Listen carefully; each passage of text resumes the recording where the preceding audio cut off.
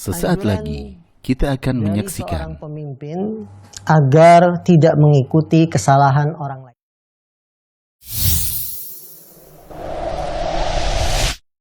Bismillahirrahmanirrahim.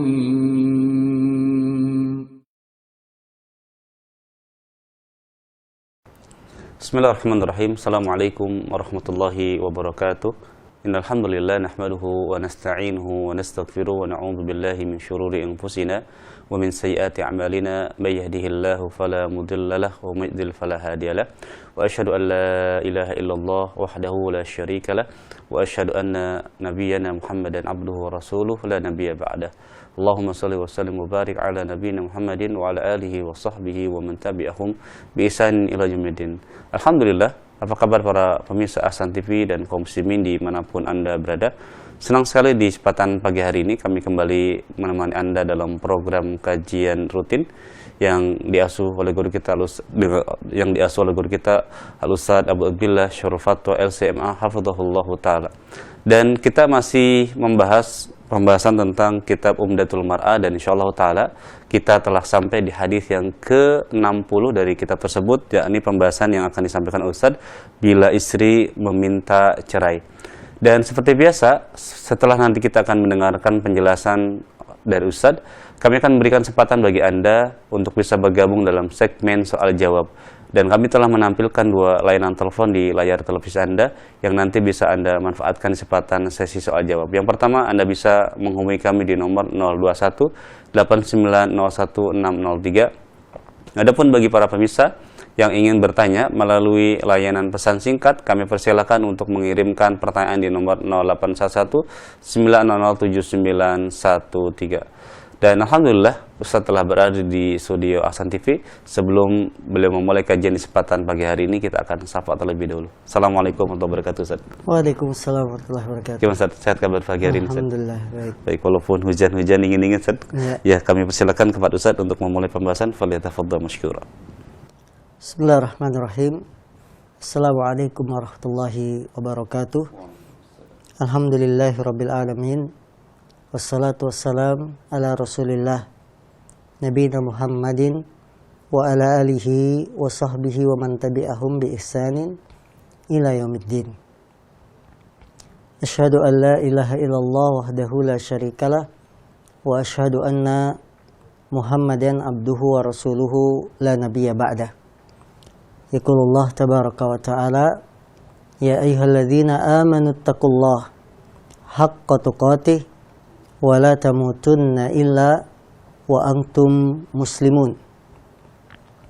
Ya ayuhan nasu ittaqu rabbakum alladhi khalaqakum min nafsin wahidah wa khalaqa minha zawjaha wa batha minhuma rijalan katsiran wa nisaa'a wattaqullaha alladhi tasaaluna bihi wal arham innallaha kana 'alaikum raqiba.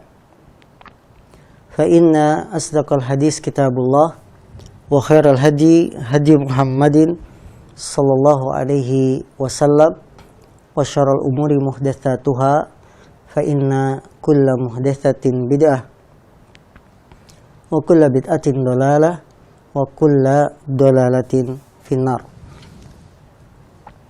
Saudari-saudariku ukhti muslimah yang dimuliakan Allah Subhanahu wa taala, alhamdulillah di kesempatan yang berbahagia ini kita duduk kembali dalam menuntut ilmu agama, ilmu yang kita butuhkan semua, yang merupakan kewajiban muslim dan muslimah. Kita masih dalam kitab Umdatul Mar'ah, hadis ke-60, berbicara tentang bila wanita meminta talak, minta cerai dari suaminya. Hadisnya dari jalan sahabat Abu Hurairah, kita baca. An Abi Hurairah radhiyallahu anhu anin Nabi sallallahu alaihi wasallam qala la yahillu limra'atin tas'alu talaqa ukhtiha litastafriga safhataha fa inna malaha ma qaddara laha. Dari sahabat Abu Hurairah, semoga Allah meridainya, dari Nabi sallallahu alaihi wasallam beliau bersabda, tidak halal bagi seorang istri untuk meminta cerai saudarinya. Maksudnya di sini adalah tidak halal bagi seorang istri untuk meminta agar suami menceraikan madunya, agar dia memenuhi tempatnya, karena sesungguhnya baginya hanya apa yang sudah ditentukan. Saudara-saudariku yang dimuliakan Allah Subhanahu wa taala, dalam Islam seorang laki-laki dibolehkan untuk memiliki istri lebih dari satu. Hal ini berdasarkan firman Allah Subhanahu wa taala yang berbunyi, "Fankihu ma taba lakum minan nisa'i mathna wa thulatha wa ruba'." Nikahilah oleh kalian wanita-wanita yang kalian senangi, 2, 3 atau 4. Syariat laki-laki boleh menikah dengan wanita lebih dari satu adalah syariat Allah yang telah ditegaskan kehalalannya di dalam Al-Quran. Maka tidak boleh bagi siapapun menentang syariat ini atau menolak atau keberatan, karena undang-undangnya langsung datang dari Rabbul Alamin, dari pencipta kita. Nah, ketika syariat ini telah ditegaskan bolehnya dalam agama, maka bagi siapapun tidak boleh mensyaratkan ketika dilamar laki-laki, dia mensyaratkan agar menceraikan madunya. Anggaplah laki-laki ini sudah punya istri, kemudian dia ingin menikah yang kedua kali, melamar wanita lain. Wanita yang kedua ini mensyaratkan, kalau kamu ingin menikah dengan saya, maka ceraikan istrimu. Ini tidak boleh berdasarkan hadis yang telah kami bacakan tadi, dan hadis ini diriwayatkan oleh Bukhari Muslim. Maka pelajaran yang bisa kita petik dari hadis ini, yang pertama,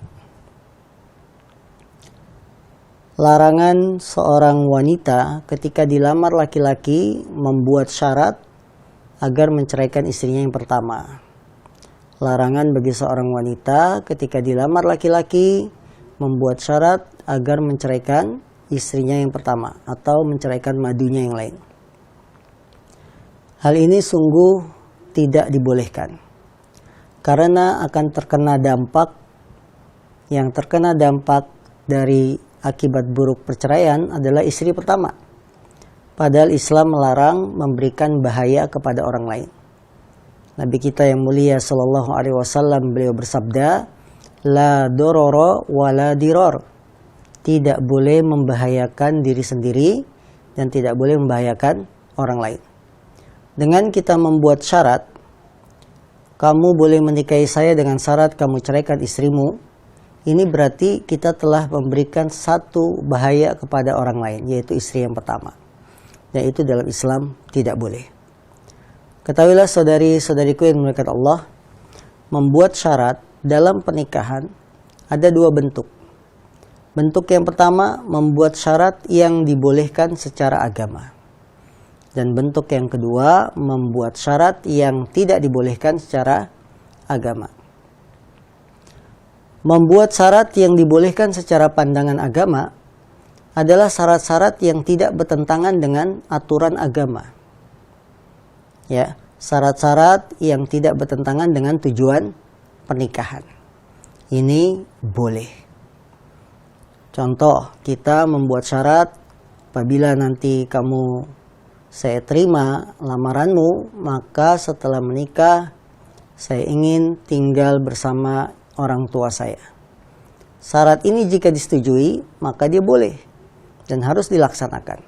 Karena al-muslimuna ala syurutihim, seorang muslim itu tergantung dengan syarat yang dia buat. Atau membuat syarat, kalau kamu menikah dengan saya, ya, si laki-laki ini misalkan masih bujang, belum punya istri. Dia membuat syarat, kalau kamu menikah dengan saya, maka jadikan saya sebagai istri yang pertama dan terakhir. Istri yang pertama dan terakhir maksudnya apa? Kamu jangan nikah lagi. Boleh tidak? Boleh. Kenapa ini boleh? Berbeda dengan hadis tadi. Karena ketika melamar seorang laki-laki bujangan, dia belum punya istri siapapun. Sehingga ketika kita buat syarat, kamu jangan menikah lagi, tidak ada seorang pun yang terkena bahaya atau madorot dari syarat ini. Berbeda ketika yang datang melamar seorang laki-laki yang sudah beristri. Kemudian kita buat syarat, kalau kamu menikahi saya, ceraikan istrimu. Itu jelas membahayakan orang lain. Ya, memberikan dampak buruk kepada orang lain, dan itu tidak boleh. Nah, ini syarat dalam pernikahan, yaitu syarat-syarat yang dibolehkan secara agama. Kalau kamu ingin menikah dengan saya, maka siapkan rumah yang terpisah dengan orang tuamu. Ya, walaupun itu ngontrak, yang penting rumah terpisah dengan rumah orang tua. Boleh tidak? Boleh. Karena istri akan merasa lebih nyaman ketika tinggal bersama keluarganya sendiri, tidak di rumah mertua. Ini adalah syarat-syarat yang dibolehkan. Kalau kamu ingin menikah dengan saya, syaratnya nanti setelah menikah, kamu tidak boleh misalkan makan jenis makanan ini. Kenapa? Karena saya tidak ingin kamar mandi saya bau. Ya, makan makanan yang menyebabkan akan membuat kamar mandi bau. Boleh. Ya, syarat-syarat yang tidak bertentangan dengan tujuan menikah. Tidak bertentangan dengan aturan agama. Ini syarat yang dibolehkan. Syarat dalam pernikahan yang kedua bentuknya adalah syarat-syarat yang dibuat yang itu melanggar aturan agama. Melanggar tujuan nikah. Misalkan, saya ingin menikah dengan kamu. Kemudian si wanita menjawab, kalau kamu ingin menikahi saya, syaratnya kita tidak ada mas kawin. Ya, tidak ada mas kawin. Tapi kamu harus memberikan ini dan itu. Nah, ini tidak boleh. Karena mas kawin dalam pernikahan merupakan bagian dari akad nikah. Ya, bahkan rukun nikah. Sebagian mengatakan para ulama bahwa mas kawin itu adalah satu kewajiban yang harus diberikan. Maka ketika kita katakan tanpa mas kawin, ini bertentangan dengan tujuan pernikahan. Contoh yang lain, syarat yang tidak dibolehkan secara kacamata agama. Ya, saya akan terima lamaranmu, tapi syaratnya kita tidak berhubungan intim. Jadi ada laki-laki melamar wanita, kemudian si wanita menjawab, saya akan terima lamaranmu, tapi syaratnya kita setelah menikah tidak ada berhubungan badan. Ini jelas-jelas menafikan. Menafikan itu apa? Bertentangan, meniadakan tujuan nikah. Tujuan nikah yang paling besar justru adalah untuk menyalurkan biologis. Tapi si wanita justru membuat syarat kita tidak boleh berhubungan. Ini syarat yang menafikan tujuan dari pernikahan. Meniadakan tujuan pernikahan. Nah, itu tidak boleh. Dan termasuk bentuk contoh yang lain dari bentuk kedua ini, yaitu kalau kamu ingin menikah dengan saya, ceraikan istrimu. Hadis yang kita baca tadi. Ini jelas-jelas tidak boleh. Karena akan terkena dampak buruknya adalah istri yang sah. Yang pertama ataupun yang berikutnya. Maka saudari-saudariku, apabila Anda akan menikah, kemudian membuat syarat dalam pernikahan, syarat dalam pernikahan itu yang dibuat ada dua bentuk, ada yang dibolehkan dan ada yang tidak dibolehkan secara kacamata agama. Pelajaran juga yang bisa kita petik dari hadis ini, tujuan dari syarat yang dibuat agar dia menceraikan istrinya adalah agar si laki-laki fokus dengan dirinya saja dan tidak berpaling ke hati yang lain. Tentu hal ini tidak dibolehkan karena akan membuat kezoliman kepada orang lain. Yang menjadi korban siapa dari syarat ini? Kamu boleh menikahi saya dengan syarat ceraikan istrimu. Yang menjadi korban adalah istri yang sah, yang pertama atau yang kedua dan seterusnya. Pelajaran juga yang bisa kita petik dari hadis ini, lemahnya jiwa seorang wanita. Lemahnya jiwa seorang wanita. Ketika ada laki-laki yang melamarnya padahal dia sudah beristri, maka dia membuat syarat perceraian, ceraikan istrimu. Ini menunjukkan lemah jiwanya, lemah imannya, lemah kepercayaannya, keimanannya kepada takdir. Jadi ketika dia meminta agar ceraikan istrimu, ini berarti dia lemah imannya. Lemah iman terhadap takdir. Karena seorang yang akan dilamar laki-laki, dia tidak boleh berprasangka buruk kalau saya punya saingan madu, nanti suami saya akan berbagi rasa kasih sayang. Tidak boleh seperti itu. Atau dia merasa nanti akan terbagi ekonominya, karena takdir sudah ditentukan. Karena itu dalam hadis ini Rasulullah mengatakan sesungguhnya dia hanya bisa menerima apa yang sudah ditentukan olehnya. Jadi bagi yang ingin menerima lamaran laki-laki yang sudah beristri, maka Anda harus memiliki tingkat iman yang kuat. Kalau tidak siap, bilang saja, mohon maaf saya belum siap. Jangan malah meminta agar kalau kamu ingin menikahi saya, ceraikan istrimu. Ini justru tidak boleh. Yang boleh bagaimana? Ketika dilamar laki-laki yang beristri, kita boleh katakan, mohon maaf kalau kondisinya demikian, saya belum siap. Nah, saya belum siap, ini justru halal, dibolehkan. Kenapa? Karena tidak akan menzolimi orang lain. Ketika kita katakan, saya belum siap, berarti si laki-laki beristri ini tentu akan mencari wanita yang lain. Jangan malah kita katakan, kalau kamu ingin menikahi saya, ceraikan istrimu. Ini berarti ada sisi kezoliman kepada orang lain, yaitu istri yang sah. Sungguh ini adalah sesuatu yang dilarang. Menzolimi orang lain, sesuatu yang dilarang. Kemudian pelajaran juga yang bisa kita petik dari hadis ini. Hadis ini memberikan pendidikan pada kita untuk ridho terhadap qada dan qadar. Ridho terhadap qada dan qadar. Kenapa? Karena bila ada laki-laki beristri ingin menikah lagi, maka masing-masing istri itu sudah ada bagiannya. Sudah ada rizkinya sendiri. Sudah ada jatahnya yang Allah tentukan. Maka tidak boleh kita malah mengatakan ceraikan istrimu. Ini berarti kita tidak siap beriman dengan takdir. Karena laki-laki bila beristri dan dia menambah istri lagi yang kedua, ketiga dan seterusnya, maka takdir Allah tidak akan meleset. Jatah rizki istri pertama sudah ditentukan oleh Allah. Jatah rizki istri kedua itu pun sudah ditentukan oleh Allah SWT. Maka jangan sampai malah kita ingin menzolimi orang lain dengan mengatakan ceraikan istri. Ini tidak boleh. Jadi hadis ini menunjukkan pendidikan untuk menerima yang namanya iman dengan takdir, baik ataupun buruk. Hadis berikutnya, hadis nomor 61. An Abi Hurairah anna Nabiyya sallallahu alaihi wasallam qala la tunkahul ayyimu hatta tusta'mar wa la tunkahul bikru hatta tusta'dzan. Qalu ya Rasulullah kaifa idnuha? Qala an taskuta. Muttafaqun alaih. Dari sahabat Abu Hurairah, semoga Allah meridhoinya, bahwasanya Nabi sallallahu alaihi wasallam beliau bersabda, tidaklah seorang janda dinikahi sampai diminta izinnya, diminta perkaranya. Dan tidaklah seorang gadis dinikahi sampai diminta izinnya. Para sahabat bertanya, wahai Rasulullah, bagaimana izinnya seorang gadis? Dia mengizinkan menerima lamaran, itu bagaimana? Nabi menjawab, dia akan diam.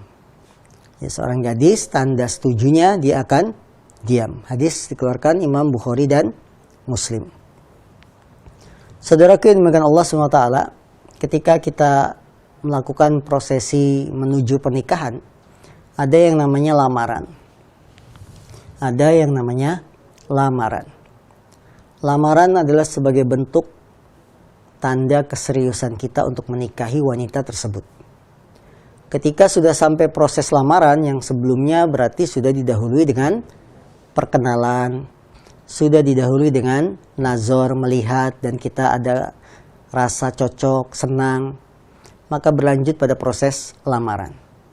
Nah, kalau yang dilamar seorang janda, seorang wanita yang sudah pernah menikah, baik dia punya anak atau tidak punya anak, maka seorang janda itu tidak dinikahi, tidak dilamar sampai diminta persetujuannya. Artinya, si wanita yang sudah pernah pengalaman menikah ini, dialah yang menentukan dirinya sendiri. Apakah berhak menerima lamaran laki-laki yang datang padanya ataukah tidak.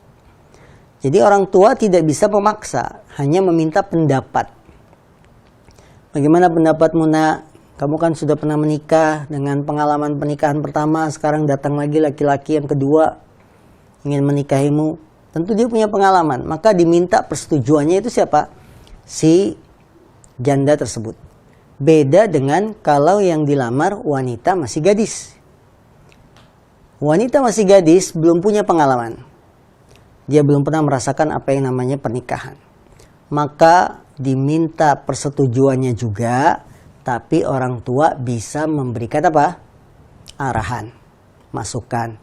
Ini laki-laki ini begini, dia itu begini, ya. Sehingga orang tua bisa sedikit memaksa istilahnya. Tapi dengan tetap keridoan si anak perempuan kita. Kalau janda tidak boleh dipaksa. Orang tuanya dia tidak boleh memaksa. Karena apa? Karena si janda sudah pengalaman. Beda dengan gadis. Dia harus diminta izinnya, persetujuannya, dan orang tua memberikan masukan kepada anak tersebut. Ya, bahkan kalau si anaknya masih kecil, ya bisa langsung dinikahkan. Sebagaimana kejadian pernikahan Rasulullah SAW dengan ibunda Aisyah yang masih sangat kecil. Tapi hal itu tidak boleh dilakukan kepada seorang wanita yang sudah pernah menikah janda. Karena dia lebih berpengalaman. Nah, izinnya seorang gadis bagaimana tanda setujunya? Nah, dia itu laki-laki baik, dia itu begini, kita kasih pressure ya. Dan dia bisa berpikir, izinnya seorang gadis kalau menerima lamaran adalah dengan diam. Dan diam ini maksudnya diam tanda setuju. Jangan diam tanda marah. Diam tapi sambil nangis. Nah, ini tanda tanya nih, nangisnya itu karena bersyukur, bahagia karena dilamar, akhirnya datang juga laki-laki yang melamarku, atau nangisnya karena nggak setuju, ini kok orang tua saya menekan terus ya. Nah, jadi kalau nangis perlu dicek ulang, dia setuju atau tidak. Kalau diamnya sambil senyum-senyum, mesem-mesem. Mesem-mesem itu apa ya? Senyum-senyum. Berarti dia malu. Inilah tandanya si gadis tersebut setuju. Baik, kalau diamnya sambil banting piring. Ditanya, gimana dek lamaran laki-laki yang ini? Dia diam, tahu-tahu banting piring. Itu berarti diam tanda tidak setuju. Jadi yang dimaksud oleh Nabi, tanda setujunya seorang gadis ketika dilamar adalah dengan diam, yaitu diam yang menunjukkan tanda setuju, bukan diam yang menunjukkan tanda tidak menerima. Pelajaran yang bisa kita petik dari hadis ini, yang pertama, rasa malu termasuk fitrahnya seorang wanita. Rasa malu termasuk fitrahnya seorang wanita. Bisa dibayangkan seorang gadis, dia hidup dari kecil bersama orang tua, TK, SD, SMP, SMA, bahkan kuliah. Selalu bersama orang tua. Kalaupun dia pesantren paling ya beberapa tahun, kalau liburan pun pulang sama orang tua. Ya, tiba-tiba sekolahnya baru lulus SMA misalkan, baru selesai pesantren, ada laki-laki yang melamar. Ini bisa dipastikan seorang gadis ini akan malu untuk menerima atau menjawab lamaran laki-laki yang datang padanya. Nah, rasa malu itu adalah fitrahnya wanita. Fitrahnya wanita yang masih lurus. Seorang wanita, kalau fitrahnya masih lurus, pasti dia akan punya rasa malu. Malu apabila bergaul dengan laki-laki secara bebas. Malu kalau dia harus berikhtilat. Ikhtilat itu campur baur bersama laki-laki. Malu jika berbicara dengan laki-laki kelewat batas. Nah, ini fitrahnya wanita. Maka para ukhti muslimah, sifat malu pertahankan. Karena ini adalah sifat asli dari seorang wanita, yaitu punya rasa malu. Dan kita sebagai orang tua, punya anak-anak perempuan, tanamkan rasa malu. Misalnya dari kecil kita biasakan mereka ketika selesai mandi, keluar kamar mandi sudah memakai handuk. Tanamkan malu, menampakkan aurat. Ya, karena dia wanita. Malu kalau keluar rumah tidak pakai jilbab. Malu deh kalau jalan-jalan tidak pakai jilbab, ayo pakai jilbab dulu. Ini namanya menanamkan rasa malu kepada anak-anak perempuan. Karena memang wanita itu harusnya malu. Ya, begitupun ketika seorang gadis dilamar, dia akan punya rasa malu sehingga tidak berani menjawab iya setuju, tapi tanda setuju adalah dengan diam. Pelajaran juga yang bisa kita petik dari hadis ini, syariat Islam sangat memperhatikan rasa malu wanita dalam hukum-hukum yang khusus baginya. Syariat Islam sangat memperhatikan rasa malu wanita dalam hukum-hukum yang khusus baginya. Hukum-hukum khusus bagi wanita, ketika dilamar pasti dia malu, ya, tidak berani terus terang, maka Islam memperhatikan rasa malunya. Tanda setujunya wanita dengan diam. Sudah, ketika dia diam, apalagi sambil senyum, kita katakan berarti si wanita ini setuju. Jadi Islam sangat memperhatikan rasa malu wanita dalam hukum-hukum yang khusus baginya. Contoh lain, dalam sholat berjamaah, ketika imam salah, maka wanita mengoreksi hanya dengan menepuk punggung tangan. Karena wanita malu ketika dia harus berbicara membetulkan salahnya imam. Ya. Karena akan malu, maka cukup dengan memberi isyarat memukul punggung tangan. Ini berarti Islam memperhatikan rasa malu wanita dalam hukum-hukum yang khusus baginya. Pelajaran juga yang bisa kita petik dari hadis ini, rasa malu seorang wanita yang pernah menikah dengan yang belum menikah tentu berbeda. Rasa malu wanita yang sudah pernah menikah dengan wanita yang belum menikah tentu berbeda. Janda sudah pengalaman, punya suami, apakah suaminya meninggal dunia ataukah suaminya berpisah hidup. Yang penting dia sudah pernah merasakan dunia pernikahan. Maka tentu orang yang berpengalaman dengan yang tidak punya pengalaman akan berbeda rasa malunya. Pelajaran juga yang bisa kita petik dari hadis ini, diamnya seorang gadis ketika dilamar, tanda setujunya. Diamnya seorang gadis ketika dilamar adalah tanda setujunya. Jadi Anda laki-laki yang melamar seorang gadis, kalau dia diam itu berarti dia setuju. Ya, tadi diamnya yang menunjukkan tanda ridho, bukan diamnya tanda tidak setuju. Ya, sehingga tidak perlu Anda memaksa ngomong dong, ya, setuju atau tidak perlu. Diamnya itu justru tandanya setuju. Pelajaran juga yang bisa kita petik dari hadis ini, seorang gadis hendaknya dinikahi dalam keadaan ridho, tidak dipaksa. Seorang gadis hendaknya dinikahi dalam keadaan ridho, tidak dipaksa. Karena gadis dia belum punya pengalaman, maka tidak boleh ada paksaan. Dia harus menjalani pernikahan dengan ridho, dengan rela hati, dengan tanpa paksaan. Walaupun yang memaksa orang tuanya sendiri, hal itu tidak boleh. Pelajaran juga yang bisa kita petik dari sini, bahwa dalam pernikahan harus ada wali sekalipun dia seorang janda.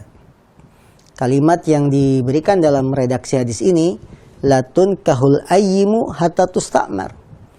Janda itu tidak boleh dinikahi sampai diminta urusannya. Artinya dia harus diminta pertimbangannya janda tersebut oleh siapa? Oleh wali. Berarti yang namanya pernikahan harus ada wali walaupun dia seorang janda. Dan sungguh sangat kesalahan fatal sebagian teman-teman yang memahami kalau menikahi janda itu tidak perlu wali. Ini sungguh kesalahan yang sangat fatal. Sabda Nabi sampai diminta urusannya, sampai diminta persetujuan janda tersebut, bukan berarti menikah tanpa wali. Ya, kalau menikahnya boleh tanpa wali, Nabi tidak akan mengatakan hatta tustamar. Karena hatta tustamar itu mendapat isyarat, ada isyarat tanda wali meminta pendapat janda, anak yang sudah menjadi janda. Ini menunjukkan bahwa pernikahan walaupun dengan janda harus ada wali. Cuma walinya menyerahkan setuju atau tidak setuju kepada janda, anak yang sudah menjadi jandanya tersebut. Ya, jadi tidak boleh nikah itu tanpa wali. Dan ini berdasarkan keumuman sabda Nabi Shallallahu Alaihi Wasallam, la nikaha illa biwali. Tidak sah sebuah pernikahan kecuali adanya wali. Nikah tanpa wali, hukum pernikahannya tidak sah. Kalau tidak sah, harus diulang. Kalau tidak sah, anak yang lahir dari pernikahannya tanpa wali adalah anak yang tidak sah juga. Dan sesuatu yang dibangun di atas perkara tidak sah, apa yang berdiri di atasnya akan menjadi tidak sah juga. Seperti sholat tidak sah tanpa wudu kalau kita berhadas. Maka saudari-saudariku ukhti muslimah, janganlah termakan bujuk rayu laki-laki yang ingin menikahi Anda tanpa wali. Terutama ketika para istri sudah menjadi janda, ditinggal oleh suami-suaminya, jangan terpengaruh ajakan-ajakan laki-laki menikah tanpa wali. Kamu kan sudah sendirian, ya udah kita menikah aja, nggak usah izin orang tuamu. Tidak boleh. Tetap menikahi janda harus dengan wali. Bila tanpa wali, pernikahannya tidak sah. Allahu ta'ala alam. Inilah yang bisa kita kaji di kesempatan pagi hari yang berbahagia ini. Semoga bermanfaat, dan bila ada pertanyaan kami persilahkan. Nah, Ustaz, syukur jazakum khairan atas penjelasan yang tadi telah disampaikan di hadis yang ke-60 dan di hadis yang ke-61. Semoga bisa kita ambil faedahnya di kesempatan pagi hari ini. Baik, tiba saatnya kami memberikan kesempatan bagi Anda di pagi hari ini untuk bisa bergabung dalam sesi soal jawab, dan kami telah menyiapkan 2 layanan telepon yang nanti bisa Anda manfaatkan. Yang pertama di nomor 021 8901603. Adapun bagi Anda yang ingin bertanya melalui layanan pesan singkat, kami persilakan untuk mengirimkan pertanyaan di nomor 0811 9007913. Baik, sebelum kami berikan kesempatan, kita akan jeda dulu mungkin beberapa menit. Setelah itu kami akan kembali dan memberikan kesempatan bagi para pemirsa untuk bisa bergabung dalam sesi soal jawab. Jangan kemana-mana, kita akan kembali setelah jeda berikut ini insyaallah.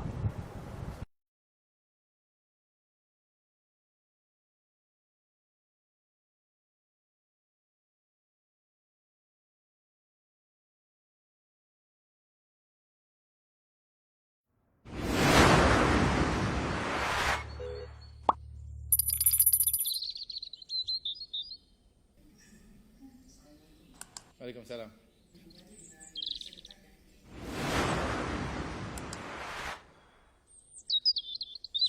Dalam surah Al-Fajr ayat 2 itu untuk malam atau siangnya, ya. Kalau disebutkan kalimat malam, kalau sedang safar pada ya, tanggal 1 sampai 9 Zulhijjah, apakah siang dan malam berarti masing-masing?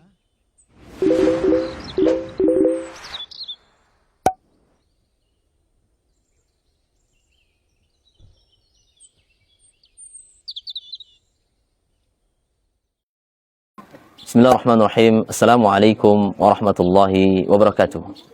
Alhamdulillah, salatu wassalamu ala rasulillah wa ala alihi wa sahbihi wa tabi'in wa man tabi'ahum bi ihsanin ila yaumiddin, amma ba'd.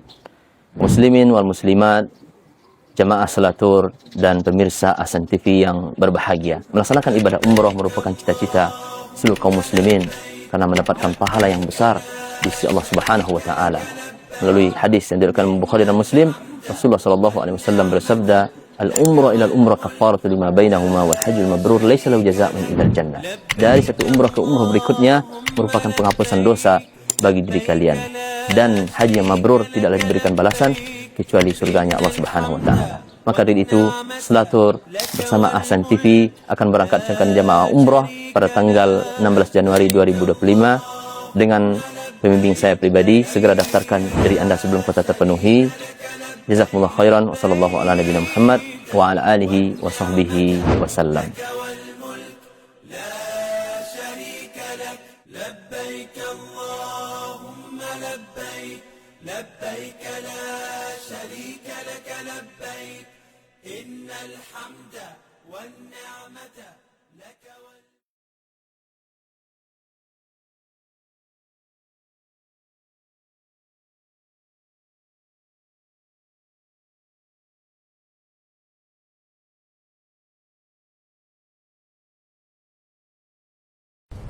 Baik para pemirsa dan kaum muslimin dimanapun Anda berada, masih dalam program kajian kesempatan pagi hari ini.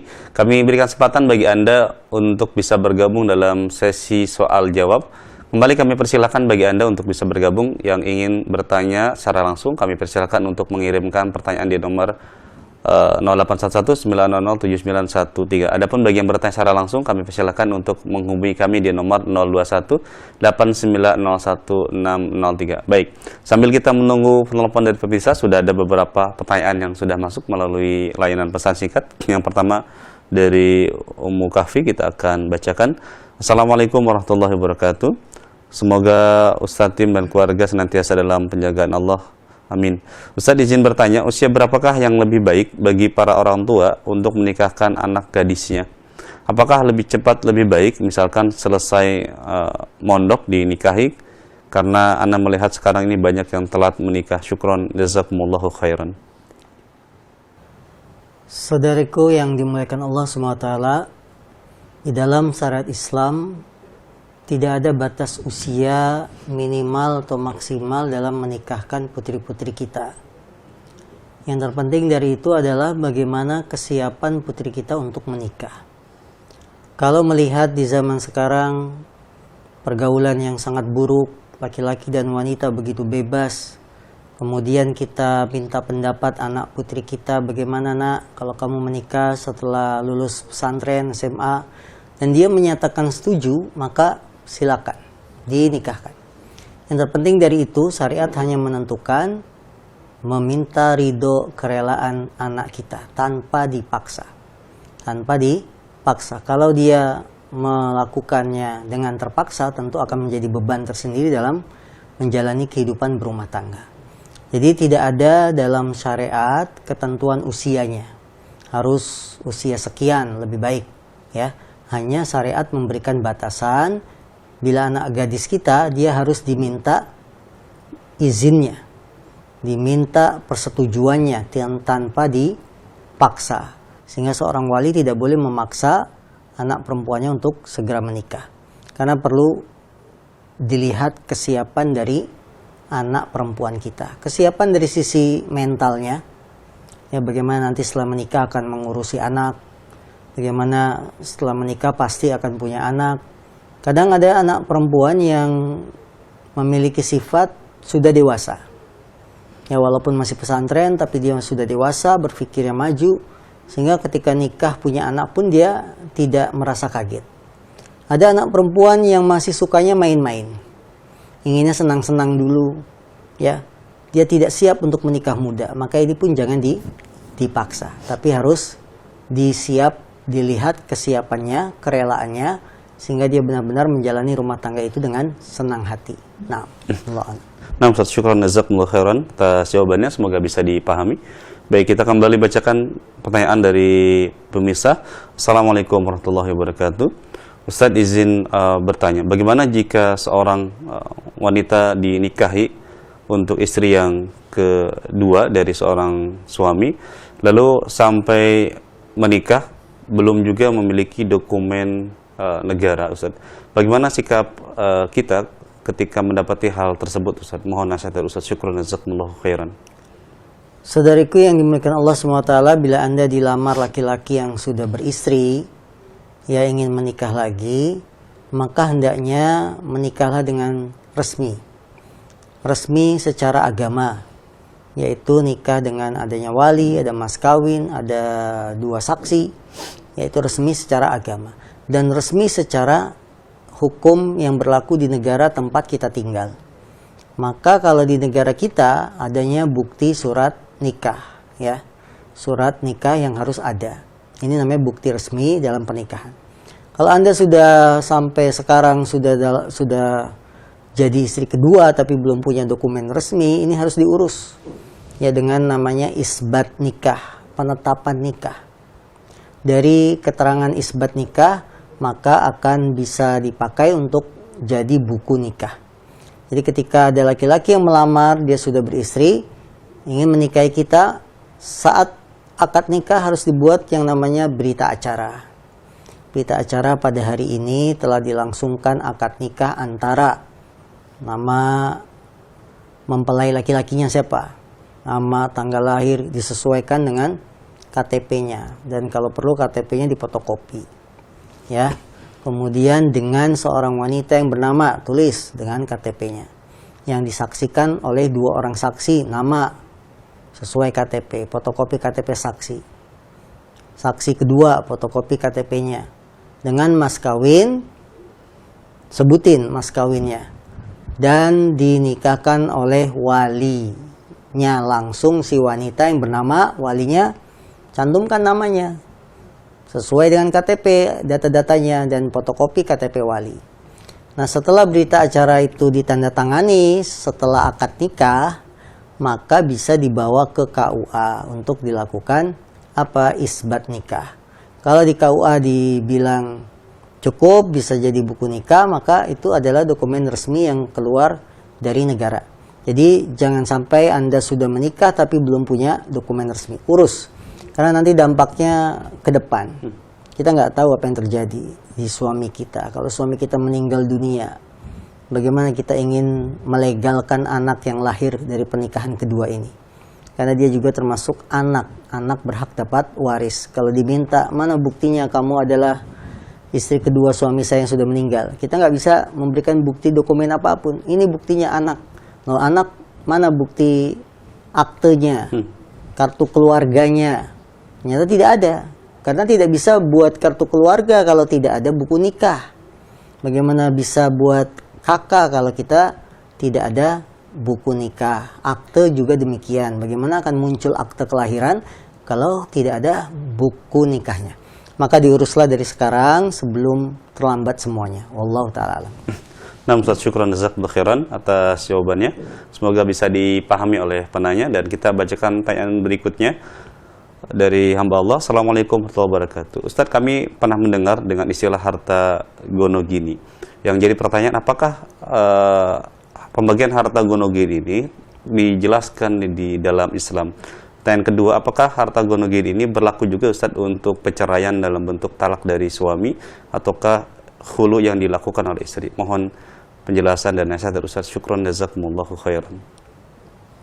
Baik, dalam Islam, patokan harta yang dimiliki suami, harta yang dimiliki istri, itu harus jelas.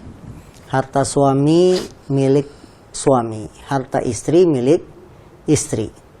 Sehingga kalau kita berumah tangga, manajemen keuangannya jelas, tidak akan ada istilah yang namanya harta gono gini.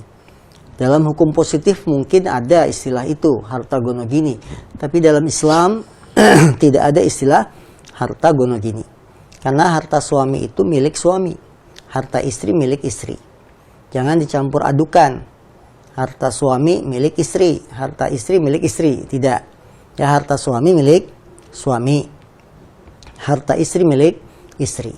Ketika dalam kehidupan berumah tangga bercampur misalkan, karena mereka punya usaha bersama. Dari usaha bersama ini membeli rumah, membeli kendaraan, campur. Kemudian namanya uang itu tidak selamanya kalau banyak bisa mendatangkan kedamaian. Jadi tidak benar juga kalau saya akan bahagia dengan banyak uang. Ternyata setelah usaha bersama, dirintis bersama, ketika sudah besar malah justru rebutan harta. Terjadilah perceraian. Nah, ketika terjadi perceraian, masing-masing saling menuntut. Nah, kan yang usul pertama kali usaha ini saya. Oh, tapi kan saya yang menjalani. Nah, akhirnya ribut, berantem. Terjadilah istilah gono gini. Saya kan yang usul. Dari usul kan berkembang usaha ini. Akhirnya saling merasa mengklaim ini usaha kami. Padahal itu dijadikan sebagai usaha bersama. Nah, ini yang menjadi permasalahan. Karena tidak dipisahnya mana harta suami, mana harta istri. Kalaulah terjadi usaha bersama, maka harus ada kelapangan dari dua belah pihak, suami atau istri, sepakat untuk membagi rata misalkan. Udah, daripada ribut, kita bagi rata. Rumah yang kita beli berapa harganya? Bagi rata. Mobil yang kita beli harganya berapa? Ditaksir 300 juta, bagi dua. Ya, tanah, aset yang lain bagi dua. Ini kalau memang ada kerelaan dari masing-masing pihak. Yang menjadi masalah kalau saling mengklaim. Itu mobil beli dari uang saya, tanah itu beli dari harta saya. Padahal sumbernya sama. Ini yang perlu diselesaikan secara hukum positif. Kalau secara hukum agama tidak ada istilah harta gono gini. Karena itulah kaum muslimin yang dimuliakan Allah SWT, perlunya kita membangun perjalanan rumah tangga kita di atas ilmu.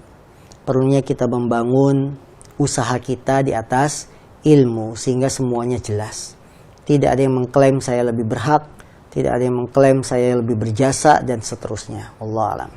Nah, Ustaz, syukran jazakumullah khairan atas jawabannya, semoga bisa dipahami oleh penanya. Kita bacakan penanya terakhir, Ustaz, di kesempatan pagi hari ini, masih dari hamba Allah.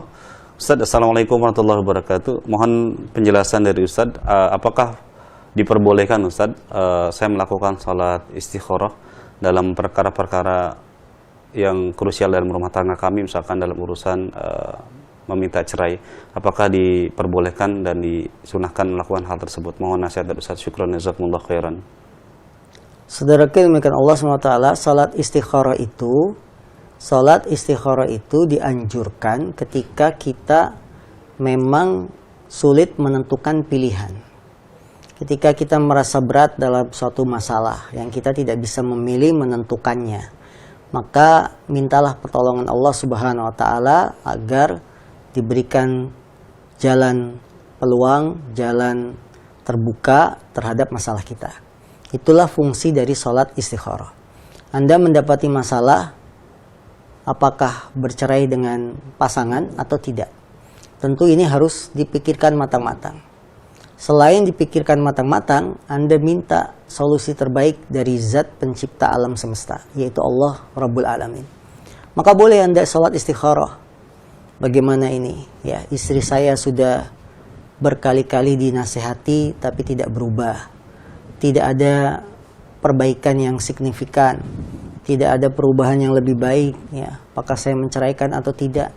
Perlu pilihan terbaik dari Allah Subhanahu wa taala selain pertimbangan-pertimbangan dari kita juga orang-orang yang bisa memberikan pertimbangan. Atau perkaranya sebaliknya. Istri yang bingung apakah akan menggugat cerai suami atau tidak. Suami saya tidak ada perubahan, begitu terus, ya saya tersiksa batinnya. Maka boleh Anda istikharah. Setelah tentunya musyawarah dengan orang terdekat, atau mengintrospeksi diri kita sendiri, kenapa suami bisa begini, apakah karena kesalahan saya. Ya setelah itu kita serahkan urusannya kepada Allah, minta yang terbaik dari perjalanan rumah tangga ini, maka itu sesuatu yang dianjurkan. Dan kata Syekhul Islam, tidak akan rugi orang yang minta istikharah kepada Allah Subhanahu wa taala. Nah, Ustaz, syukran jazakumullah khairan atas jawabannya, dan sekaligus jawaban tadi sebagai penutup dari sesi soal jawab di kesempatan pagi hari ini. Maka tak lupa kami ucapkan jazakumullah khairan kepada Ustaz yang telah meluangkan waktu menemani kita semua di pagi yang mubarakah insyaallah taala. Dan tak lupa juga kami mengucapkan jazakumullah khairan kepada seluruh pemirsa dan kaum muslimin yang telah menyaksikan dan telah bergabung dalam sesi soal jawab. Semoga kita bisa mengambil faedah dari apa yang telah disampaikan oleh Ustaz. Barakallahu fikum. Maka izinkan kami atas nama kru yang bertugas, mohon maaf jika ada kekurangan dalam memberikan kajian di kesempatan pagi hari ini. Kita tutup dengan doa kafaratul majlis. Subhanakallahumma wa bihamdika asyhadu an la ilaha illa anta astaghfiruka wa atubu ilaik. Assalamualaikum warahmatullahi wabarakatuh.